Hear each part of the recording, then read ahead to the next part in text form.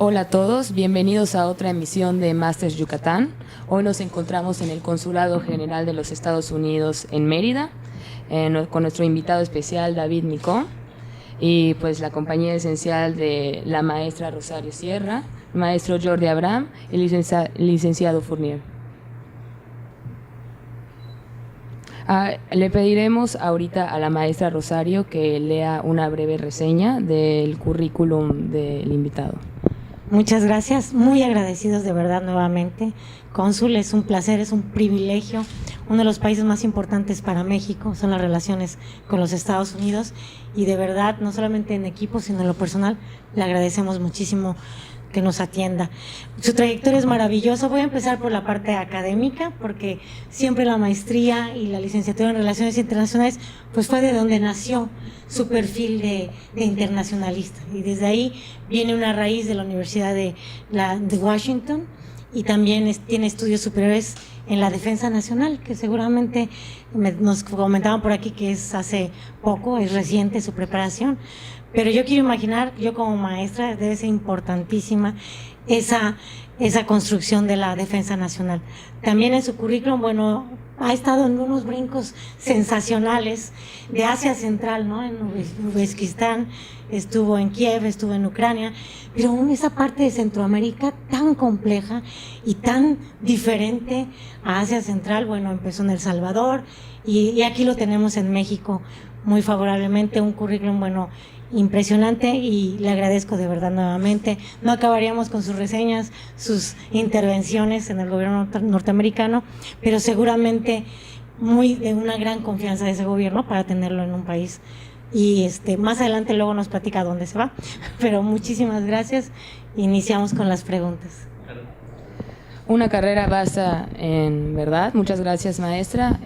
Pues yo le preguntaría, cónsul, y perdón por la redundancia, pero como cónsul, ¿cuál es su función en la península de Yucatán? Pues ante todo, bienvenidos. Muchas gracias por darme la oportunidad de hablarles un poquito de lo que ha sido, un poquitito de lo que viene. Y sí, empezando con lo que es la función de un cónsul o del cónsul de Estados Unidos en Yucatán. Un cónsul, esté donde esté, es el representante de su gobierno ante la gente de ese país en el que está y también ante sus connacionales. La principal función, diría yo, de este consulado es pues precisamente esa, ¿no? El velar por los estadounidenses que visitan a esta parte de México. Cada vez más, el último año pensábamos que pues alrededor de los 8 millones puede que lleguen a la península, muchos evidentemente en el estado vecino, pero cada vez más también llegando a Yucatán. Y por ahí es la principal actividad, ¿no? Pendiente de sus necesidades y de apoyarles cuando surgen incidentes, y también en lo cotidiano, las renovaciones de pasaportes, ese tipo de cosas. Al mismo tiempo, mencionaba representación de un gobierno ante el pueblo local. Aquí sobre todo hablamos ya de temas de visas, ¿no? La oficina sirve esa función de atender las solicitudes de visas de los mexicanos de la región que quieren ir a Estados Unidos. Y luego, sin tener menos importancia, igual de importante, es pues ya el enlace con las otras instituciones del gobierno de Estados Unidos, con la embajada y con todas esas funciones. Ahí hemos hecho mucho trabajo, por ejemplo, tratando de estimular el intercambio académico, el intercambio comercial y ese tipo de cosas que ayudan a fomentar las conexiones entre esta parte de México y Estados Unidos. Maestro, sabemos que hay diferentes tipos de agentes diplomáticos. ¿Nos podría ilustrar, por favor, sobre las diferencias, por ejemplo, entre un embajador y un cónsul? Pues diría yo que el embajador es, evidentemente, el jefe de misión en toda la misión, es el representante personal, no solo del gobierno, sino del presidente de Estados Unidos ante ante el país en el que esté, y por consecuencia pues tiene la responsabilidad plena de todo lo que ocurre en el país. Y el cónsul pues tiene una circunscripción mucho más limitada, en este caso pues siempre en coordinación y bajo las instrucciones del embajador, y trabajando con un enfoque más regional y más, diría yo, enfocado en, como decía antes, en el intercambio pueblo-pueblo y en las cosas cotidianas de la gente, de alguna forma, ¿no? Por así decirlo. Maestro, ¿de qué manera el consulado a su cargo se coordina con la Embajada de los Estados Unidos en México? Sí, pues como decía, bajo las instrucciones ¿no? y en coordinación casi constante. Pues yo diría que alguien en este consulado cada día habla con una contraparte en la embajada, porque tenemos una visión global de lo que es el trabajo que hacemos todos los consulados en México. Como sabrán, son 9, cada uno atendiendo las peculiaridades de esa zona, pero en coordinación. Entonces, pues sí, hablo yo regularmente con gente en la sección consular de la Embajada en México, en gente de la Oficina de Coordinación de Asuntos Consulares y en los otros departamentos. En temas de educación, por ejemplo, pues mucha coordinación con nuestros compañeros en México, que nos han ayudado a hacer las conexiones entre universidades de acá con universidades en Estados Unidos. Muy importante la parte académica, ¿verdad? En ese sentido, el perfil de cónsul, ¿usted cada 3 años se actualiza académicamente? ¿Hay alguna preparación extraordinaria que continúa ya siendo cónsul? Pues ahí la preparación es en el día a día, en el seguir muy de cerca lo que ocurre en el mundo. Pues muchos de los compañeros sí que compartimos suscripciones, ¿no?, a las revistas de asuntos internacionales en muchos casos, y de vez en cuando tenemos la suerte, como tuve yo hace un par de años, de volver a la universidad y dedicarle un año completo a actualizarse exactamente, hacer una recarga intelectual. En la Universidad Nacional de Defensa fue una experiencia maravillosa que me sirvió mucho para ponerme al día, ¿no?, en temas teóricos, porque los prácticos pues los vives todos los días, evidentemente, y son gran escuela también. Maestro, ¿cómo considera que debe ser idealmente la relación entre México y los Estados Unidos? ¿Cómo considero? Pues más que prescriptivo, me gustaría ser descriptivo. Creo que es una relación inmensamente rica, multidimensional, en lo complejo de 2 países tan cercanos, con tanta frontera compartida, con tanta historia compartida. Evidentemente va a tener muchos carriles, ¿no?, por decirlo de alguna forma. Entonces yo creo que es una relación inmensamente rica, una relación que es cercana, compleja, que he tenido el privilegio de estar involucrado en ella y de ver pues los buenos días y los malos días. También los hay complejos, evidentemente, pero al final del día se nutre mucho de un acercamiento que se da, ¿no? La embajadora decía, somos aliados, compañeros, pero también familia y amigos, y es cierto. O sea, eso es lo que creo que nos ayuda día a día a salvar esos momentos difíciles que de vez en cuando también se dan. Bueno, ahora iremos a una breve pausa, no le cambie, seguimos en Masters Yucatán.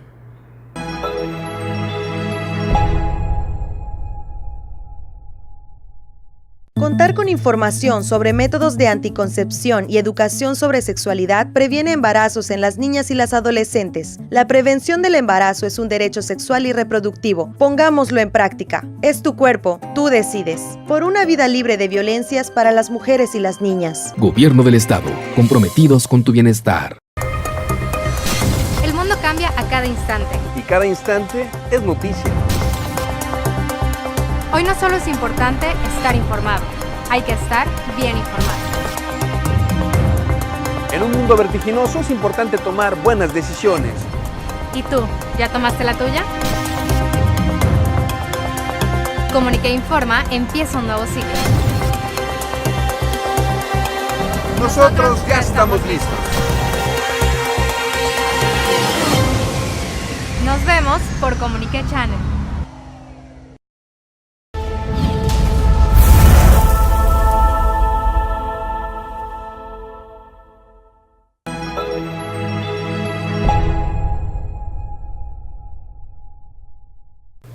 Bueno, hemos regresado a Masters Yucatán. Seguimos con las preguntas con el invitado David Micó.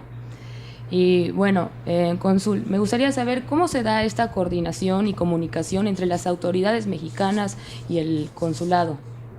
Sí, pues yo diría que de una forma muy fluida, ya bastante trabajada, en el sentido de que estamos acostumbrados. O sea, yo, como comentaba al principio, la preocupación principal es la protección a los connacionales, en el sentido de ayudarles, ¿no?, cuando tienen algún percance, algún incidente, explicarles los procesos locales y cómo resolver su tema. Entonces, en ese sentido, tenemos mucha colaboración con las diferentes autoridades que están involucradas en eso. Mucha colaboración con autoridades de seguridad, con autoridades de sanidad, y es fluida y directa. Y es un poco diferente a la que se ve en la embajada, donde también es fluida y directa, pero de una forma más formal a nivel gobierno a gobierno. En este caso casi siempre es para resolver algún tema de un ciudadano. Maestro, conocemos de su trayectoria diplomática en países como Uzbekistán, Ucrania y España. ¿Qué aprendizaje se ha llevado de estas experiencias? ¿Qué aprendizaje?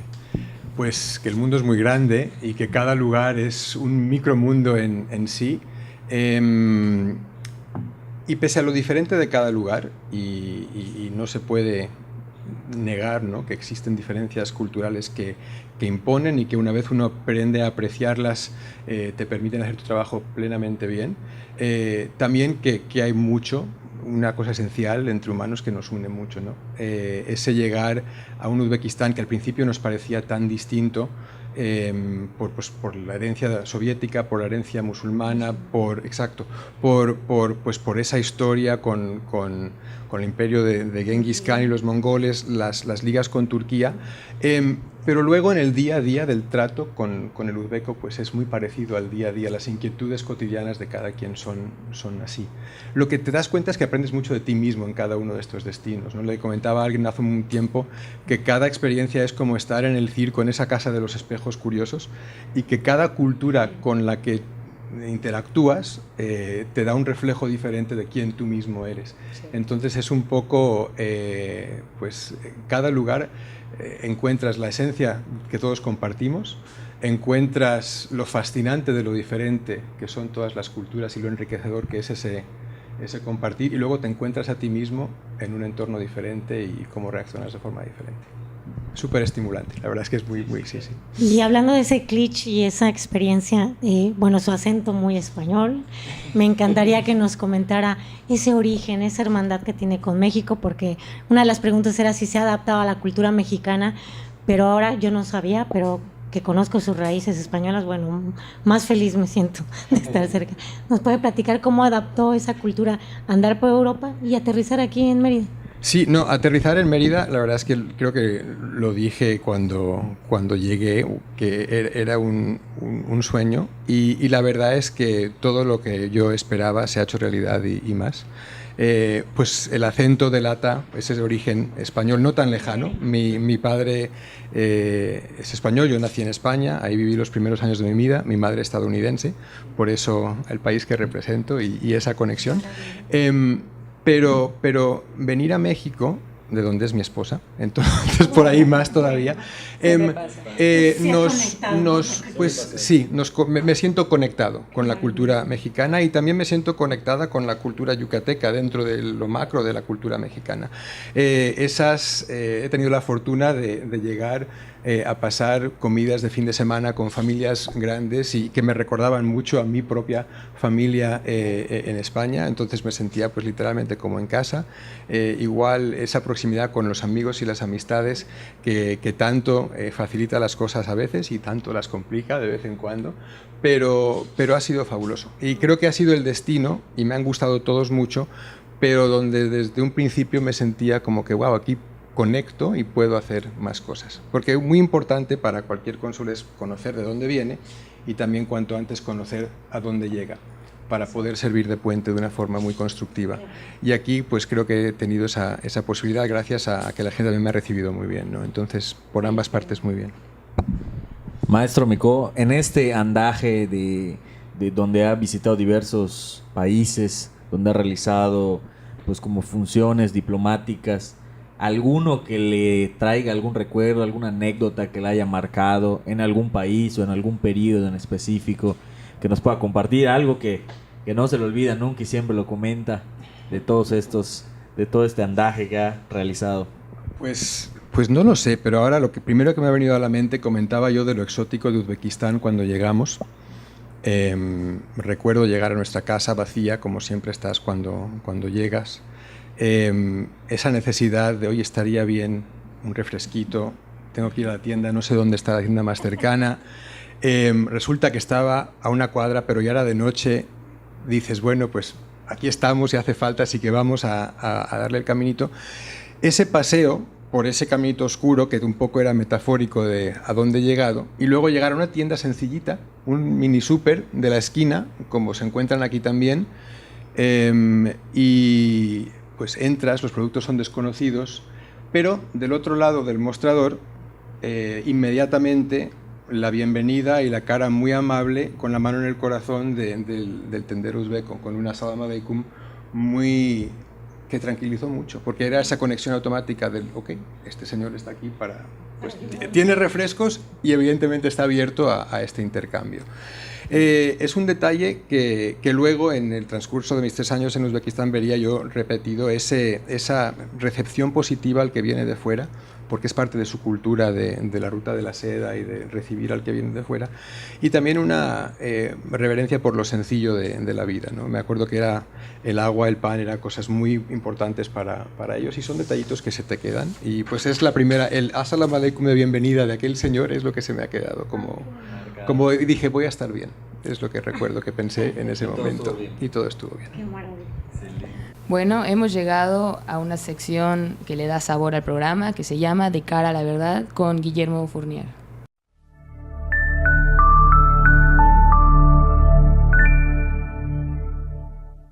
De cara a la verdad es una sección sumamente interesante, un espacio donde se habla de frente y sin rodeos. Señor cónsul, a continuación le enlistaré una serie de palabras a las que usted responderá con lo primero que se le venga a la mente de una manera puntual y concisa. Cuando usted esté listo. Vamos allá. Venga. Estados Unidos. Grande. América Latina. Hermana. Globalización. Inevitable. Matías Romero. Formativo. Y Lincoln. Migración. Natural. Origen.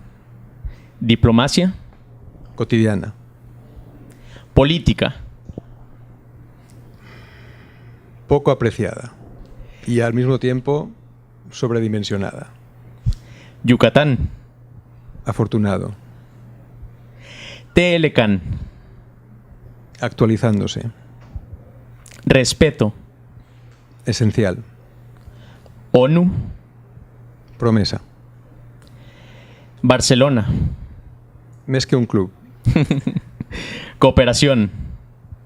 Esencial. Fundamental. Trump. Presidente. Washington. Estudios. Universidad. Muchas gracias, cónsul. A ti. Muchas gracias.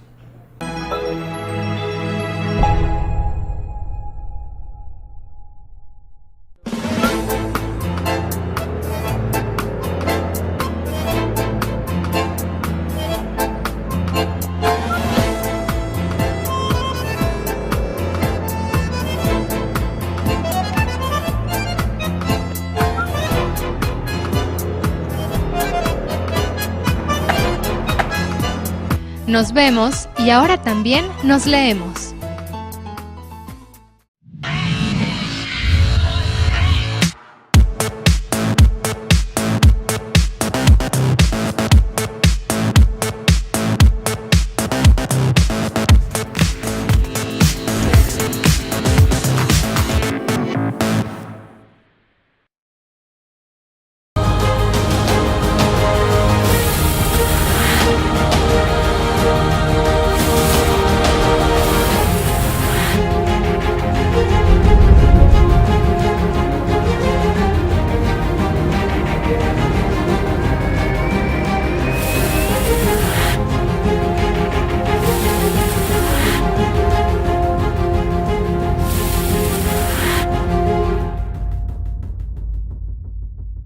Existen 6 tipos de violencias contra las mujeres: económica, física, patrimonial, psicológica, sexual y feminicida. Consulta la Ley de Acceso de las Mujeres a una Vida Libre de Violencia del Estado en yucatán.gov.mx. Identifica, denuncia por una vida libre de violencias para las mujeres y las niñas. Gobierno del Estado, comprometidos con tu bienestar.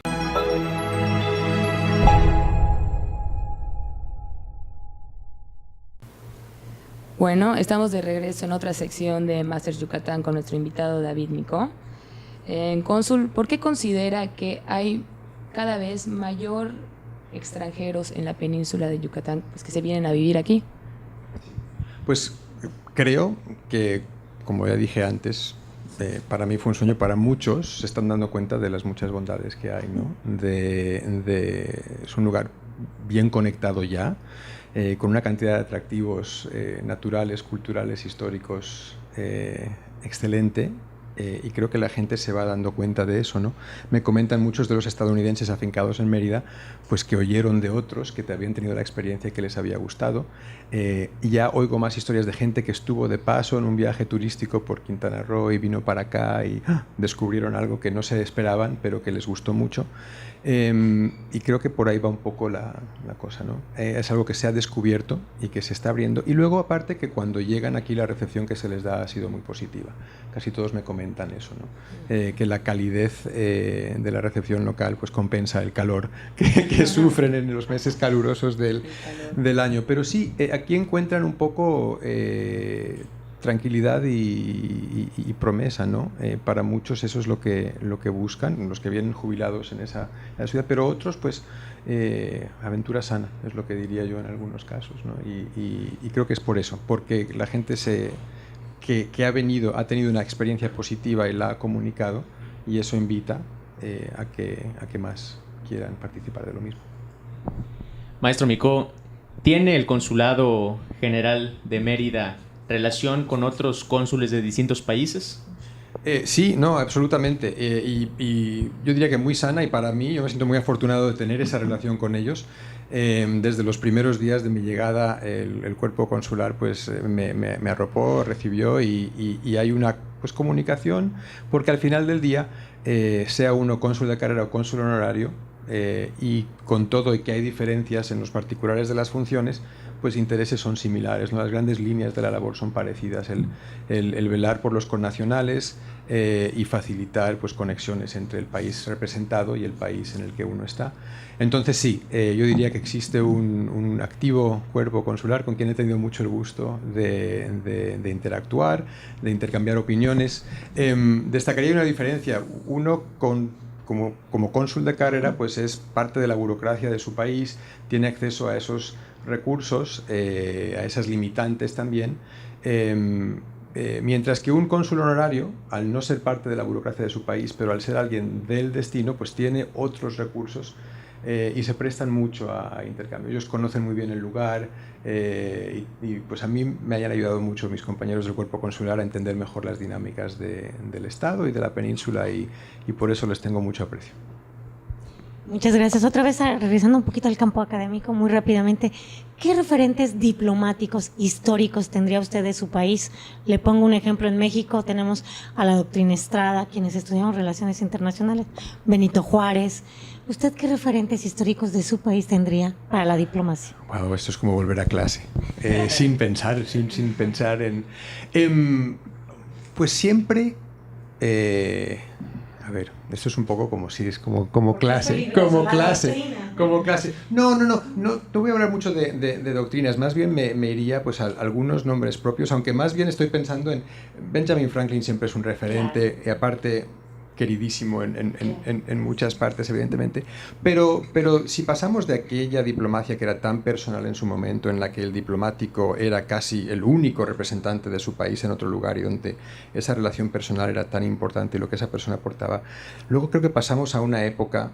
Recuerdo en las clases de historia diplomática en la universidad un profesor que nos hablaba mucho con detalles así vívidos de las experiencias en episodios dramáticos de la historia europea, en particular estoy pensando, donde pues nos hablaba de estos grandes tratados y las conexiones, la complejidad del sistema de tratados, pero luego pues al fin de cuentas él narraba el episodio personal, ¿no?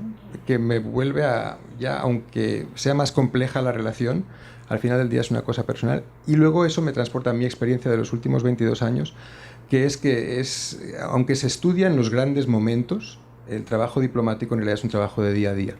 Es un trabajo y de muchos, es un trabajo, pues más allá de la real, o sea, la realpolitik ahí está, pero yo creo que la real diplomatique es la que hacemos todos los días. Y con eso creo que el mundo actual en el que vivimos, donde cada vez hay más gente de cada país en otros países, implica que cada vez más estamos involucrados en la diplomacia sin saberlo.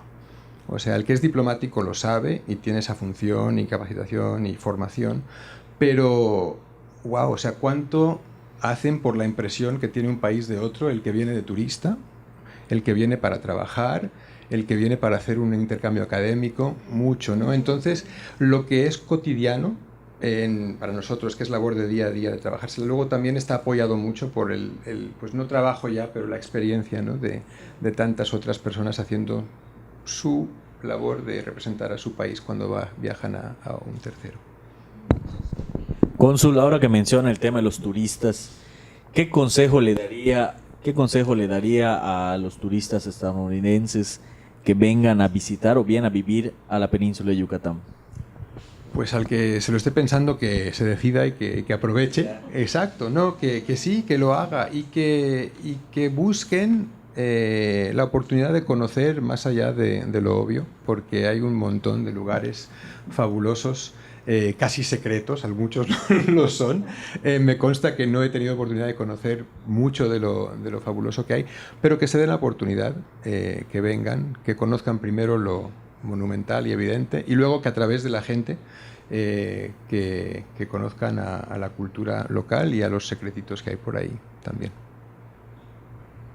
Bueno, hemos concluido con el programa de hoy. Le agradecemos mucho esta entrevista, cónsul David Micó. Los esperamos en la siguiente transmisión aquí en Masters Yucatán.